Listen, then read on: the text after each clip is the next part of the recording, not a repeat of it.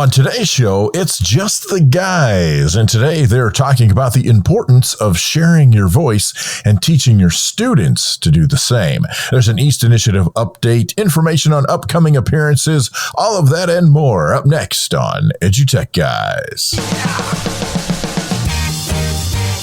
You're listening to the EduTechGuys, EduTechGuys.com.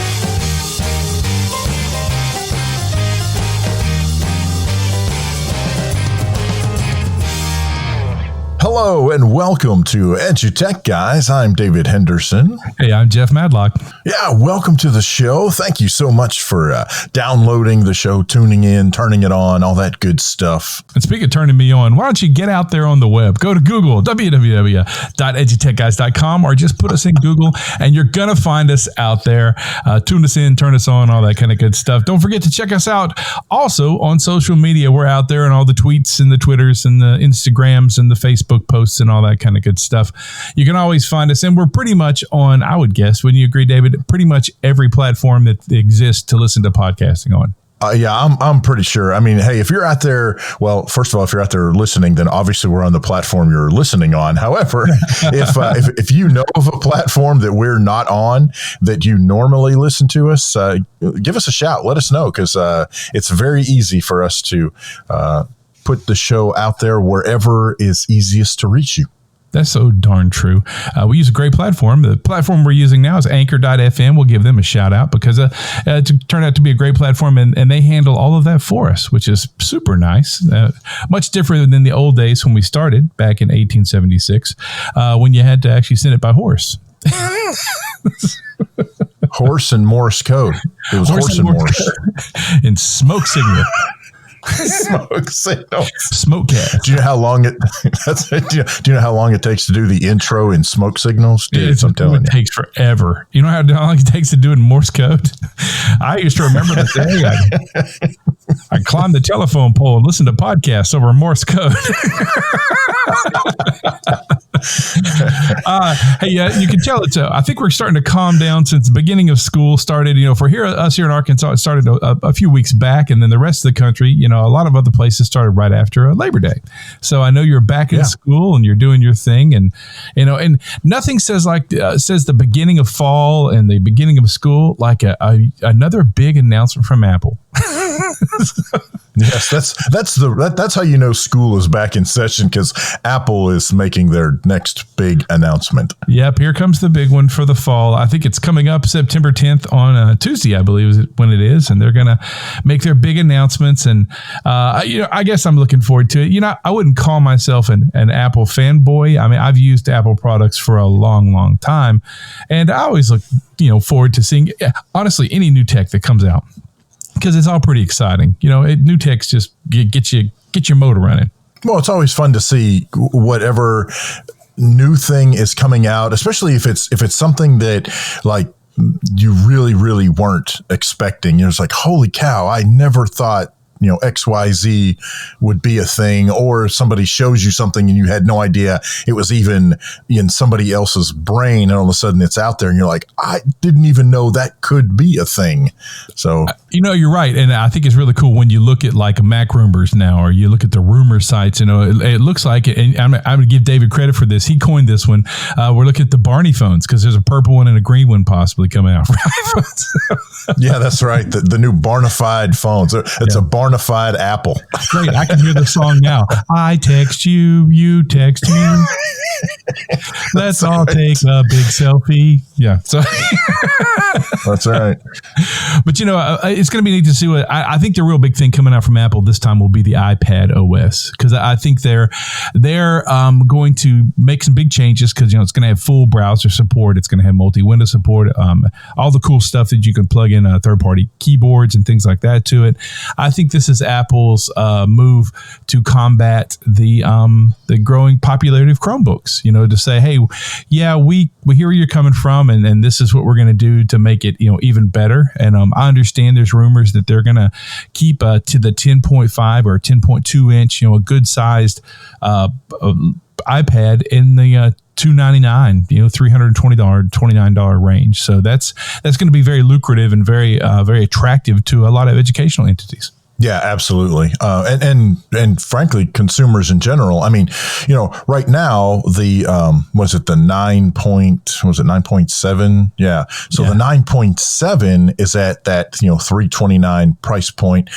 They may be doing away with the 9.7, bumping it up to 10.2 at the same price point. And then of course, the way Apple does things, it's not just you get a bigger screen. It's going to be like, who knows? It's going to have, better processing power and who knows what camera and sound. And, so it's not just, hey, you get a bigger one. It's you get a bigger, better one. And it's at that same price point that they were already selling the other ones. Now, again, this is all kind of rumor stuff till after, but still, I mean, it definitely stands to reason.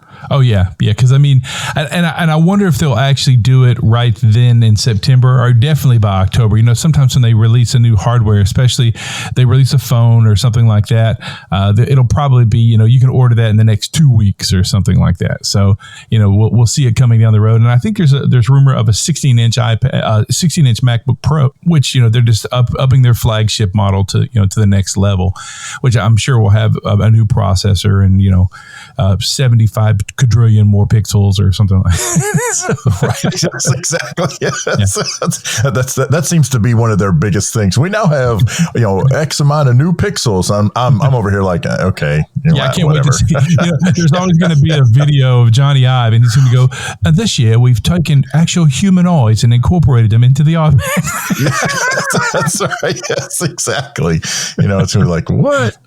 One thing that supposedly is, I mean, it's definitely in the rumor mill, but there's definitely a possibility that Apple is going to switch their connector to the shocker industry standard USB-C. You shut your mouth. I know. Sorry. It's just a rumor. You mean I will no longer have to pay $79 for a connector that only works on that one device? How dare you? Blasphemy. There's got to be some weird something. There's got to be some kind of poison in the Kool-Aid, man. You know what it is? I've heard rumors that the tariffs actually hit the cable industry hard. I don't know. Yeah, so maybe. Yeah, exactly. Yes, that's right. We can save 18% on production costs if we just go to a standardized cable. It could be something. What? Like that. Yeah, get out of here. That can't be right. But no, I mean, that's a big thing coming up this next week. And, school's getting going, and here pretty soon, all the workshops in PD will really get to churning themselves out. Most people are still doing, some basic professional development. Boy, I can't get that one out today. Professional development and getting ready for the school year and get everything rolling.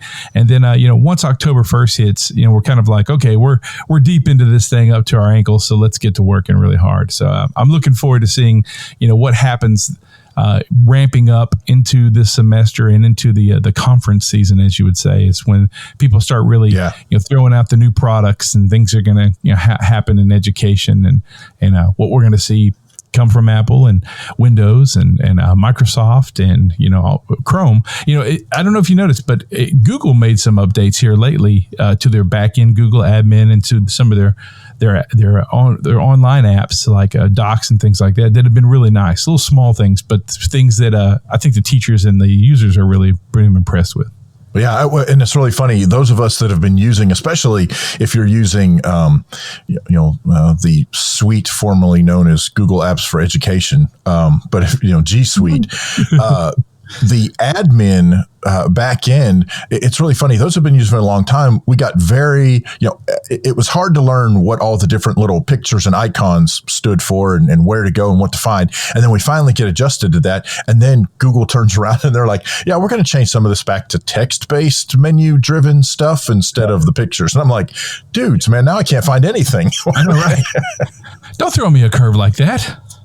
That's right, man. It's like Pavlov went from ringing the bell to blowing the air horn. Don't do that. That's crazy. Yeah, that's exactly. That's right. I don't know where my cheese. I was used to the bell. Now you're scaring me with an air horn. Don't do that. That's right. Where's my cheese? Wait, now you want me to read? What? That's what do you think this is? Education? Get out of here. That's right. That's right. It's going to be a great year and a lot of great stuff coming out. But there's a lot of great stuff already out there, and one of those things is Concordia University. I've been in education for over 25 years, and I've seen the challenges some students have to face every day whether it's going to school hungry or not being able to see a doctor when they're sick. Yeah, these challenges and many other challenges facing students make it hard for kids to focus on learning. But thankfully, Concordia University in Portland is leading the way with their 3 to PhD program. It helps combat student fears, freeing them to pursue their highest dreams. Yeah, that's exactly right. They're revolutionizing education by creating a holistic model that provides groceries, health care, even clothing to students right there on campus, helping them thrive and helping our communities strengthen and grow. Yeah, Concordia's College of Education offers online and on-campus programs where students have the opportunity to learn about a more compassionate approach to education and to see how nurturing the whole student can lead to amazing things. So, to learn about how you can help students conquer their monsters and achieve their highest dreams, visit cu-portland.edu/let's conquer. That's cu-portland.edu/let's conquer. #nurture, educate, grow.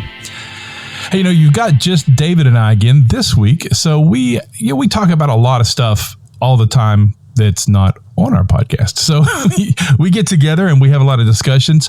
And one that always kind of comes up and we deal with every day is the importance of sharing your voice and then teaching your students to do the same. And now we talk about it in the context of even teaching our own children to do the same.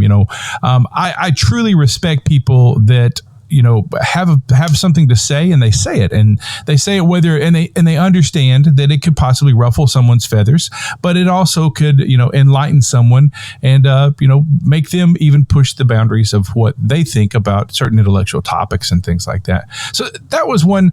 It's not a big discussion, but I think that that's what we got into this podcasting to do, was to help people understand the importance of sharing your voice. Now, podcasting is just one of many mediums to do that, but we think it's one of the more important ones. But I don't even think we have to talk about podcasting at this point. We're talking about the importance of sharing your voice. So along that line, I think sometimes we forget that we're not just magpies reading curriculum. That is what we do. We are teaching to the test. We are governing the curriculum that our district has chosen, or our state has chosen, our school system has chosen, our board, to make sure that we're getting that point across. But I think we have to remember that for us to grow, that curriculum should always be growing, and we should always be growing as educators. Because as we come up with better ideas and different ideas about the content that we are teaching students, I think that gives students a real insight into the importance of learning. That learning is not just to learn this. That's not what made the human race what we are today, or this country. If we want to say that, great. If you ever notice, we're always taking something and making it better. And sometimes I feel like in education we get a little stagnant doing that. I feel like we get a little stagnant, sharing our ideas and really pushing the boundaries of creating new ideas about certain topics that we're teaching students. Yeah, I think it's very easy to, especially if you've been in education for a long time, and really even maybe just saying the longer you're in education, I think it becomes, or I'll be honest, I mean, this happens, I'm assuming, in many professions, but in education in particular, you in some particular subjects, especially if the raw information that you are sharing with your students generally doesn't change. So just to throw this out there, for example, generally speaking, math is math. It doesn't really change. Physics is physics. It doesn't really change. Biology is biology. For the most part, it doesn't really change.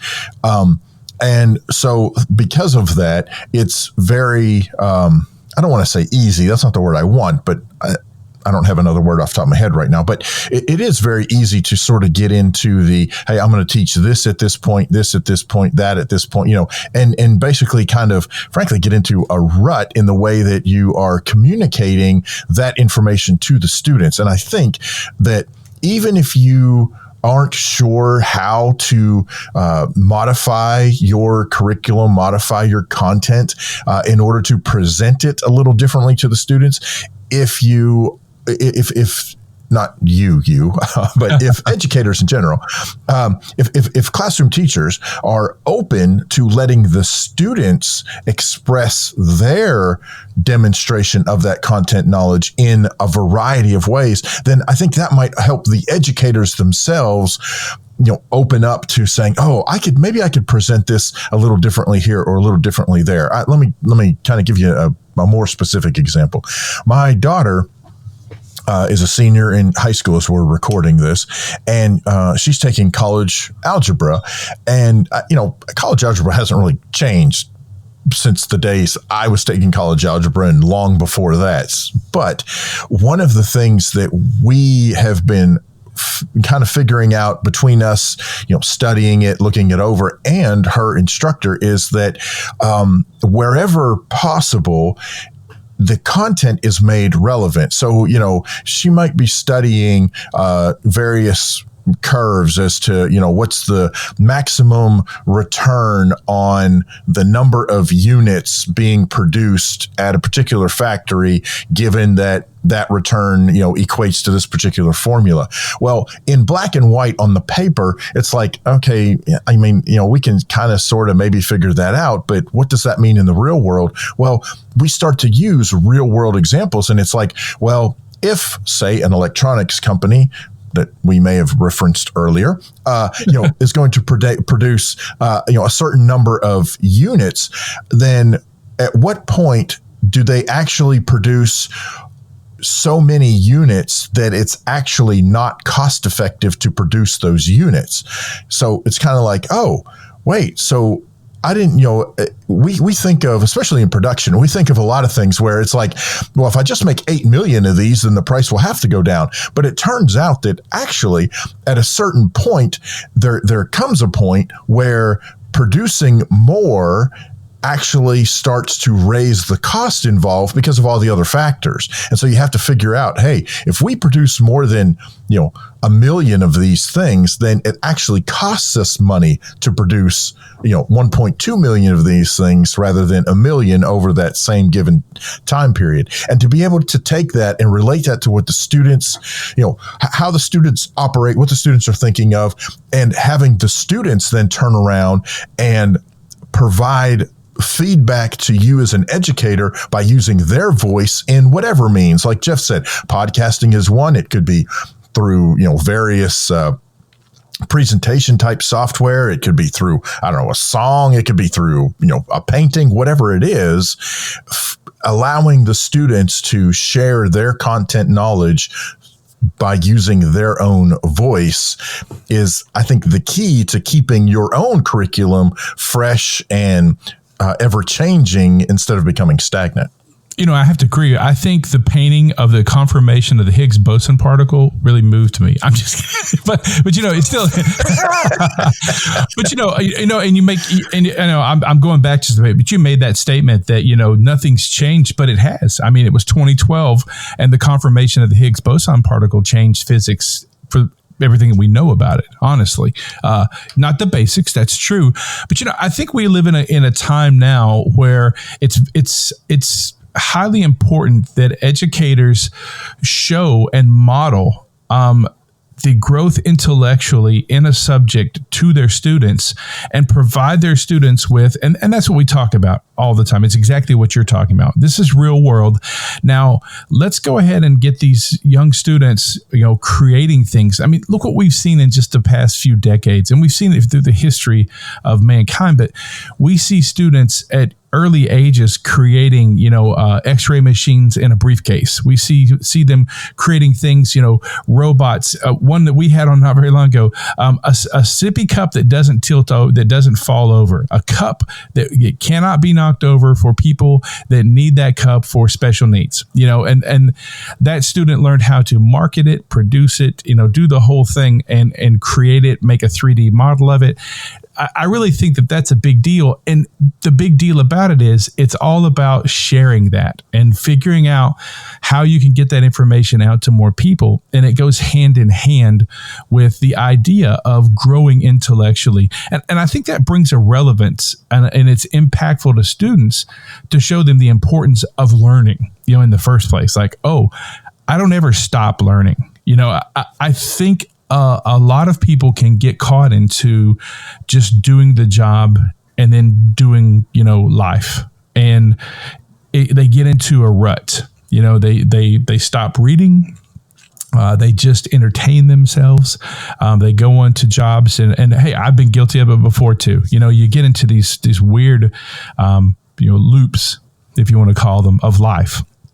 And I think that it's becoming our job to make sure that we let students know that you should never be afraid to throw out an idea, because sometimes what might seem like the craziest, most ridiculous idea is the one that's going to really stick. I mean, who ever thought that, what we need to do? We need to land on the moon. And Right. But look what that's brought the United States and Russia and all the world. Look what the idea of landing on the moon has brought to us technologically, worldwide. When you even get into, look, just lately, or just today, India lost contact with their lander. They launched a moon rover to land on the moon unmanned, but it was making its descent and they lost contact with it. But all of that aside, we are pushing the boundaries of what people think and the math that is created and the technology that is created because of what somebody's crazy idea somewhere. Well, we got to land on the moon for what? To harvest cheese? Is that why we're going up there? But I believe that's a really big deal. I know we talk about that a lot. And I think the biggest thing is to not be afraid. I think we have a lot of educators that are afraid to voice their opinion or to challenge the norm. And I know that exists when we go to workshops. We have a lot of teachers who don't like to get called on. They don't like to be the kid that says, now, sure, come to the board and do this. But that's what we're actually talking about. And you have to call yourself to the board and work the problems out or come up with an idea. It's really interesting that we have so many programs that exist today. Right off the top of my head, the EAST program, the Conrad Challenge. There are so many programs out there that are bringing the kids to the front and go, great, find me a new way to do this. Okay, well, that's my challenge, I think. Maybe that's our challenge. I'm challenging the educators to, great, find me a new way to do this.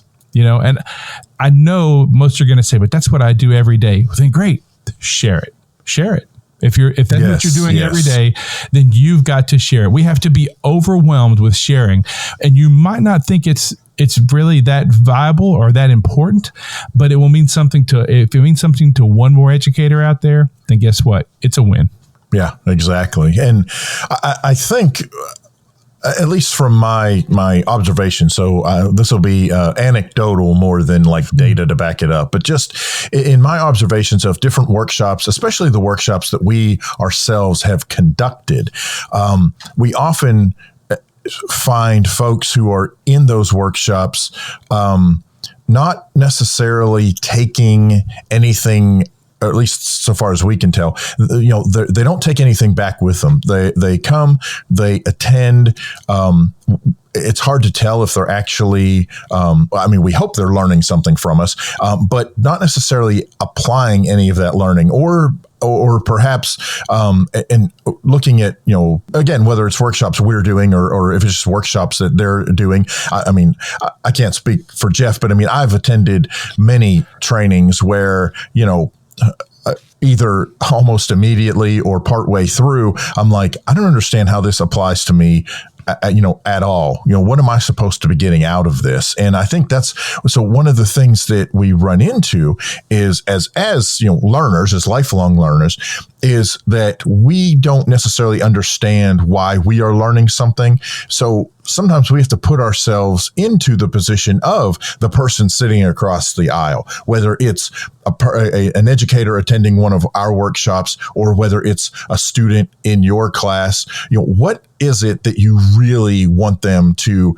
get out of that? And I think part of that, one of the ways that we can kind of help demonstrate that need for learning, to demonstrate why we learn in general, not even anything specifically, but even just in general, why is it that we learn?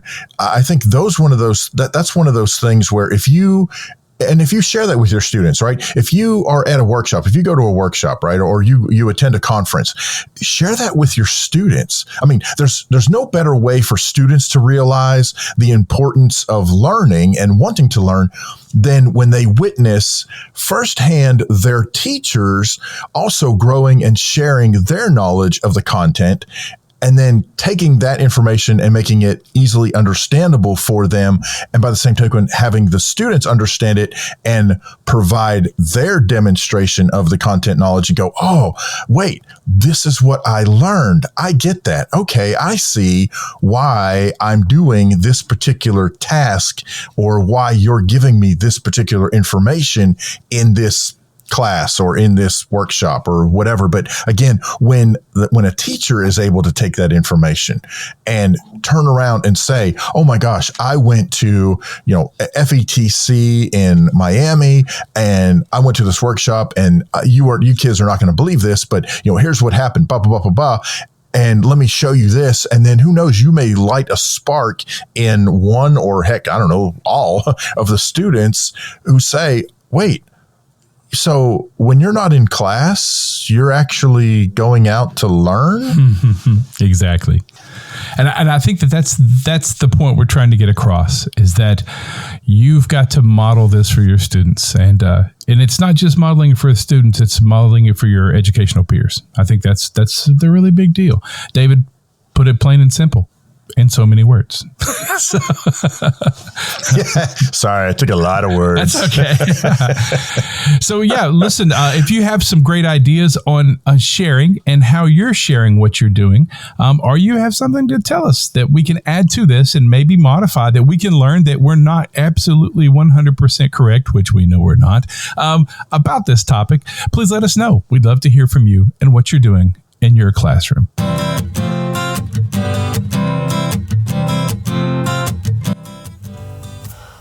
Hi there, I'm April Jackson, and this is your East Update. This week, we hear from Colonel Anita Deason of Senator John Boozman's office. Colonel Deason took a moment to detail the inspiration behind the project and the partnership of East with the Library of Congress Veterans History Project. Senator Boozman shared with me that his father served in World War II and retired from the U.S. Air Force, and he passed away in his 60s. And Senator Boozman wishes that he had more of an opportunity to talk to him about his service, and especially his time in World War II. And he doesn't want anyone else to have those regrets that they didn't talk more and share more and preserve the stories of their loved ones, their veterans. And when he shared that story, it pretty much gut kicked me, because my own father served in World War II, and he died a month after my 19th birthday. And so a lot of times I feel this project was dropped in my lap, so it's a way that I can continue to honor my father in his service as well. There was a gentleman in Russellville who works very hard to support the veterans in that area, and he connected me with the teacher in the Dardanelle High School. And I taught the Library of Congress Veterans History Project at their high school last year.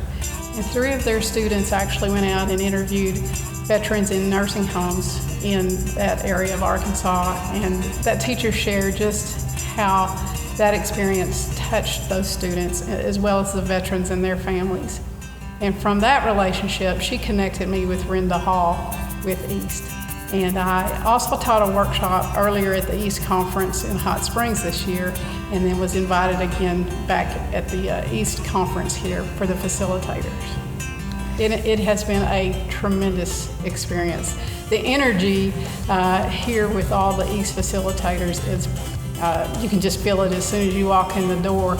These teachers, these facilitators want to do great things for their students. And I think this project is something that would be great for every party concerned. If you're interested in learning more about East and other projects that students are completing to make a difference in their community, visit our website at eastinitiative.org or follow us on social media at The East Initiative. I am April Jackson, and this has been your East Update. Hey, thank you so much to the East Initiative for providing their weekly updates to us here on EduTech Guys. Oh yeah, it's always great to hear from them and all the cool people they get on to do stuff for them, to talk about what's going on with East. And they've got such a huge network of students and East facilitators and supporters and sponsors that it's really great to always have them on the show and hear exactly what East is doing for all of our students out there. And so, hey, yeah, exactly. Something really cool that's going to happen is it's like I said earlier, it's starting to get into that time of season. So guess what? Coming up here pretty soon, you can start to find us out there live. If you want to come and poke sticks at us, we're in the cage. You can actually come and find us. So, and just don't feed the animals. But yes, please feed the animals. We love food. So, yeah, we will work for food. We will podcast for food. The first place we're going to be is at the Arkansas Conference of Technology. That's October 17th in Little Rock, Arkansas.